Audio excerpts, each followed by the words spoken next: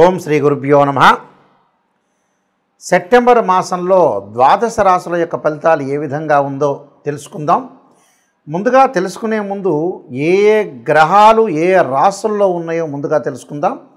ముఖ్యంగా శని వక్రగతిలో ఉండి మీనరాశిలో సంచారం చేయటం, రాహు కుంభరాశిలోను, కేతు కర్కాటక రాశిలో సంచారం చేయటం, గురువు మిథున రాశిలో సంచారం చేయటం జరుగుతుంది.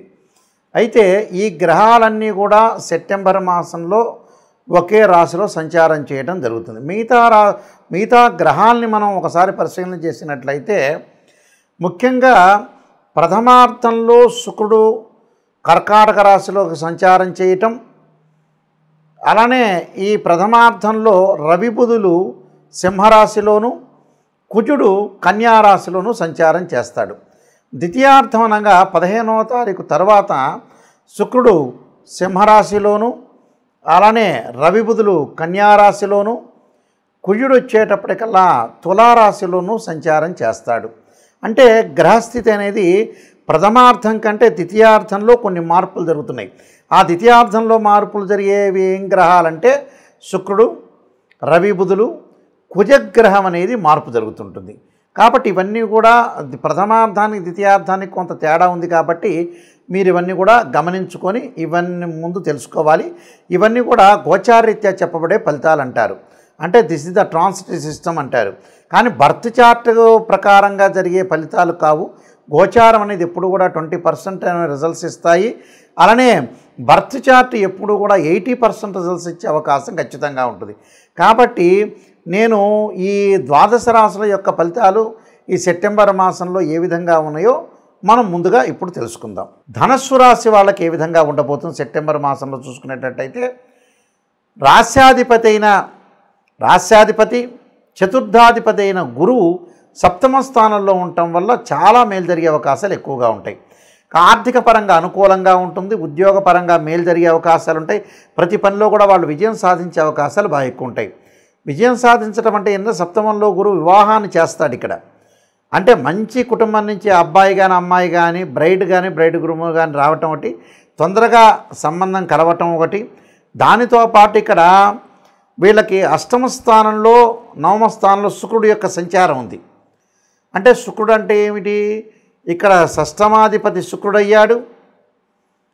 అలానే ఈ రాశి వాళ్ళకి లాభాధిపతి కూడా శుక్రుడయ్యాడు. లాభాధిపతి షష్టమాధిపతి అయిన శుక్రుడు వీళ్ళకి అష్టమ నవమ స్థానంలో ఉండటం వల్ల వివాహ శుభ కార్యక్రమాలే కాదు, ప్రేమించుకున్న యువతీకులు కూడా పెద్దలొప్పించి వివాహం చేసుకునే అవకాశాలు ఖచ్చితంగా ఉంటాయి. కాబట్టి లగ్జరీ కార్లు కొనటం ఒకటి, లగ్జరీగా తిరిగే అవకాశాలు ఎక్కువ ఉంటాయి. భార్యాభర్తల మధ్యలో భేదాభిప్రాయాలన్నీ కూడా పోయి అనుకూలంగా ఉండే అవకాశం, సర్దుబాటుతనం అనేది బాగా వచ్చే అవకాశం ఖచ్చితంగా ఉంటాయి. సో శుక్రుడు వల్ల అనుకూలమైన ఫలితాలు జరుగుతాయి. అలానే తృతీయంలో రాహు యొక్క సంచారం, అన్నదమ్ముల మధ్యలో వివాదాలు తగ్గిపోయి, అక్కా చెల్లెళ్ళు అన్నదమ్ముల మధ్యలో కూడా విభేదాలు తగ్గిపోయి అంతా కూడా అనుకూలంగా ఉండే స్థితికి వచ్చే అవకాశాలు ఎక్కువ ఉంటాయి. కాబట్టి రాహు కూడా అనుకూలమైన ఫలితాన్ని ఇస్తాడని అర్థం. అలానే బుధుడి యొక్క ఫలితాన్ని మనం చూసుకునేటట్టయితే రవి బుధుడి యొక్క కలయిక కూడా చాలా అద్భుతంగా ఉండే అవకాశాలు ఖచ్చితంగా ఉంటాయి. ప్రతి పనిలో కూడా కొంత విజయం సాధించే అవకాశాలు ఎక్కువగా ఉంటాయి. అలానే నూతన వ్యాపారాలలో వెళ్ళొచ్చు, వ్యాపార మార్గం కూడా ముందుకు వెళ్ళే అవకాశాలు బాగా ఎక్కువ ఉంటాయి. అలానే ఈ రాశి వాళ్ళకు వచ్చేటప్పుడు లాభంలో కుజుడు ఉన్నాడు, దశమ లాభంలో కుజుడు ఉండటం, అలానే పంచమాధిపతి అయిన కుజుడు, వ్యయాధిపతి అయిన కుజుడు దశమ లాభంలో ఉండటం వల్ల కోర్టు సమస్యల పరిష్కారమే కాకుండా భూములు, ఇళ్ళు ఇలాంటివి కూడా కొనుగోలు చేయటం, ఇళ్ల యొక్క కన్స్ట్రక్షన్ చేసే అవకాశాలు కూడా బాగా ఎక్కువ ఉన్నాయి.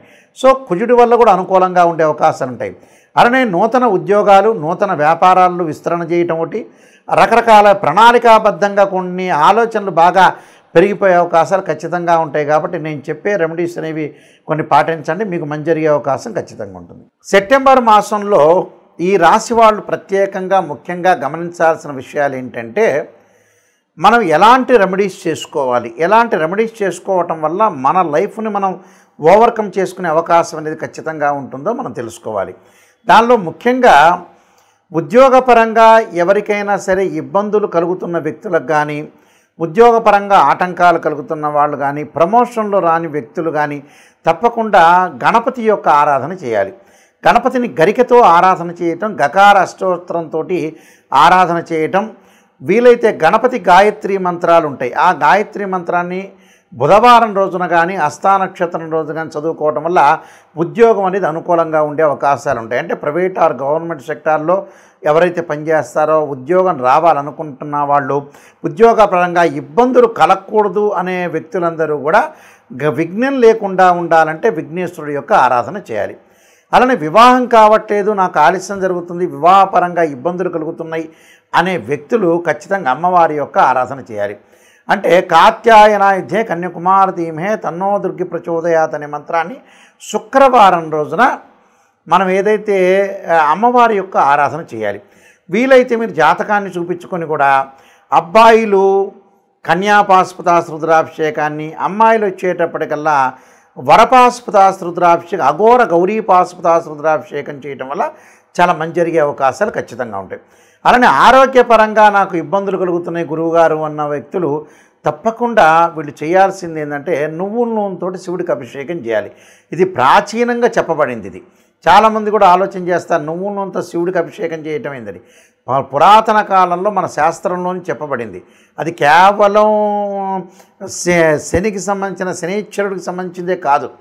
అలానే నువ్వుల నూనెతో ఎప్పుడైతే శివుడికి అభిషేకం చేస్తామో ఆయు ప్రమాణం పెరుగుతుంది శాస్త్రం చెప్పబడింది. అలానే మిగతా కొన్ని కోర్టు సమస్యలు ఉంటాయి. కొంతమందికి కోర్టు అన్నదమ్ముల మధ్యలో డిస్ప్యూట్స్ ఉండే వ్యక్తులు ఖచ్చితంగా సుబ్రహ్మణ్య స్వామి యొక్క ఆరాధన చేయాలి. 2 జంట సర్పాలను దానం చేయటం ఒకటి, దాని తర్వాత తత్పురుషాయ విద్యే మహాసేనాయ ధీమే తన్నో షణ్ముఖ ప్రచోదయాత్ అనే మంత్రాన్ని చదవటం వల్ల కూడా చాలా మంచి జరిగే అవకాశాలు ఖచ్చితంగా ఉంటాయి. అలానే మిగతా కొన్ని సమస్యలు ఉంటాయి చాలామందికి కూడా రకరకాలు, అంటే వివాహము, ఉద్యోగము, అలానే ఫైనాన్షియల్ పరంగా ఉండే సమస్యలు కూడా ఉంటాయి. ఈ ఫైనాన్షియల్ పరంగా ఉండే సమస్యలు కూడా వాళ్ళకు కూడా గురువు యొక్క ఆరాధన చేయమంటారు. అంటే దత్తాత్రేయ స్వామి యొక్క పారాయణం కానీ, దత్త కవచం కానీ, లేకపోతే ఓం యక్షాయ కుబేరాయ వైశ్రవణాయ ధనధాన్యాధిపతే ధనం ధాన్యం సమృద్ధిమే దేహిమే స్వాహ దేహిమే దాపై స్వాహ అనే మంత్రాన్ని చదువుకోవాలంటారు. అంటే కుబేరుడు యొక్క మంత్రం అంటారు. ఓం యక్షాయ కుబేరాయ వైశ్రవణాయ ధనధాన్యాధిపతే ధనం ధాన్యం సమృద్ధిమే దేహిమే దాపై స్వాహ అనే మంత్రాన్ని గురువారం రోజున ప్రతిరోజు కూడా 11 సార్లు, అంటే ప్రాతకాలం చదవచ్చు, లేకపోతే వీలైతే ఆఫీసులకు వెళ్ళి సాయంకాలం కూడా చదవచ్చు. అంటే ఇవన్నీ కూడా మనం ఆటంకాలు, కష్టాలు, ఆరోగ్యపరంగా ఇబ్బందులు ఉన్న వ్యక్తులు కూడా శరీరే జర్జరీభూతే వ్యాధిగ్రస్తే కళేబ్రే ఔషధం జాహ్నవీతోయం వైద్యో నారాయణ హరి అనే మంత్రాన్ని కూడా చదువుకోవచ్చు. అండ్ రియల్ ఎస్టేట్ వ్యాపారులు కానీ, అలానే అగ్రికల్చర్ సంబంధించిన వాళ్ళు కానీ, ఇలాంటి వాళ్ళు కూడా అంగారకుడి యొక్క ఆరాధన చేయటం, అలానే కందులు దానం చేయటం వల్ల చాలా మంచి జరిగే అవకాశాలు ఇలాంటివన్నీ ఉన్నాయి.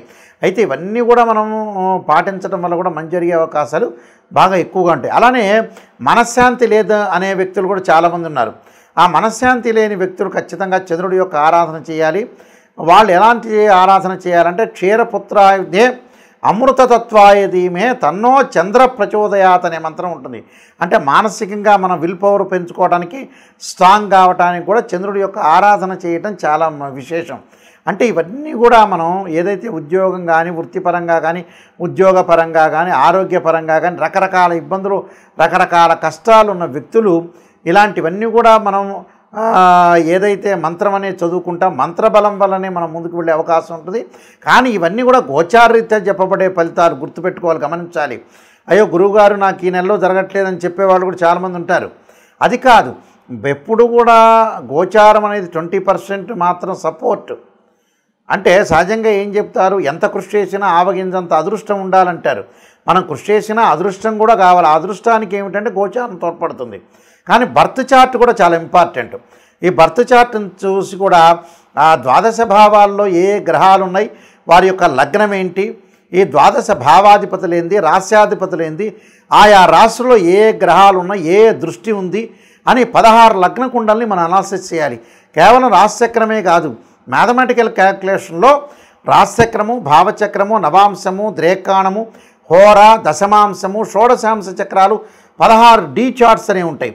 ఆ డీ చార్ట్స్ ప్రస్తుతం దశ ఏంది, అంతర్దశ ఏంది, ఏ లగ్నానికి ఏ దశలు యోగిస్తాయి, అసలు ఏ గ్రహాలు ఏ నక్షత్రాల్లో ఉన్నాయి, అనేది కూడా మనం అనాలిసిస్ చేయాలి. అంటే లైఫ్ని ఎప్పుడూ కూడా నిజంగా అనాలిసిస్ చేసి గురువుగారు నెగిటివ్ చెప్పినా పాజిటివ్ చెప్పినా నెగిటివ్ను కూడా తీసుకోవాలి. రాశిఫలం వినేటప్పుడు ఖచ్చితంగా నేను ఒక విషయం చెప్తాను, గురువుగారు నాకు ఎంత పాజిటివ్ చెప్తున్నారని ఆలోచన చేయొద్దని. నిజంగా నేను ఒక్కడనే కాదు, నాయకంటి గారే కాదు, ఎవరు చెప్పినా కూడా నెగిటివ్ని తీసుకోండి. నాకు ఈ నెలలో ఇలా జరగబోతుంది, అయితే నేను జాగ్రత్త వహించాలి అనే పాయింట్ని మేము హింట్ చేస్తున్నాం ఇక్కడ. అందువల్ల ఖచ్చితంగా మీరు ఖచ్చితంగా గుర్తుపెట్టుకొని ఈ రోడ్డు బాగాలేదు, వేరే రోడ్డుకి వెళ్ళాలి అనే ఆలోచనలు చేసి ముందుకు వెళ్ళండి. నెగిటివ్ని మనం పాజిటివ్ చేసుకోవటం ఎలా అనేది ఆలోచన చేయండి. వీళ్ళందరికీ కూడా, మీ అందరికీ కూడా ఆ పరమేశ్వరుడు యొక్క కరుణాకటాక్షం ఉండాలని ఆశిస్తూ సర్వే జనా సుఖినో భవంతు.